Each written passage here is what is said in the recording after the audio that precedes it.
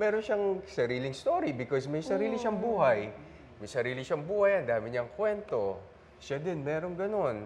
So, nag-a-updatean kayo. Yeah, kaya maraming input. Mali dun sa mga balita na very sakal tong dalawa. No way. At tanongin na lang natin sila, kayo ba kasi do you feel na parang, ako na talaga yung host eh. No? I know, right? Kasi ang hirap naman pag nanggagaling sa amin. So, mas maigi siguro na. So, kung sila yung tanungin mo, kung do they feel na parang nasasakal ba sila? Wala ba silang freedom to, kayo na lang sumagot. Like, connected sa sinabi ko, Sir Nelson, na yung pagbaba pa lang ng cellphone kasi interesado kami makipag-usap sa kanila, that shows we're so comfortable talking to them. Because if we're not comfortable, I'd rather just talk to my friends on my phone, check the Blue app or the camera app, diba? Ikaw, Cassie, what social can you say? media. Ako, no. I think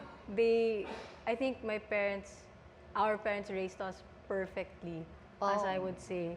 Yes. And, this mama, there's so many times, so why? Oh, especially, why? But why? I always ask, bakit ganito? Bakit? Why can't I? Ito, mahirap tong anuhin. Kunyari, teenage years, uwi ka maaga ha. Bakit? Hindi mo pwede sabihin dahil babae ka. I know.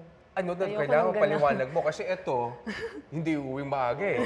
Bakit si Mami, hindi mo naman pwede sabihin? Kasi lalaki siya. Hindi pwede yun. Ito, kailangan papaliwanag mo talaga. Teka muna. Wala ko yung magulang. Wala pang chat GPT doon. Ano sasabihin ko dito? Wala ka pang call a friend. Wala pa eh. Papaliwanag mo. But why? Why? Kasi po, I guess I always want to understand. I think at a very young age, I believe I've always had a mature mindset. So I always ask why. I also want to understand it para the next time, for example, uwi ka ng maaga, next time, I'll understand, okay, I'll go home early because this. Pero I won't accept, uwi ka ng maaga kasi babae ka, tapos siya hindi. No way. Doon tayo sa equality. Pero kasi diba, uwi tayo same time. Yeah, we explain, pero hindi dahil sa, hindi pwede. You cannot guard your children 24/7 because you have to expose them sa real world. Pag nasa bahay sila, of course, they're gonna be protected because safe zone nilang bahay eh.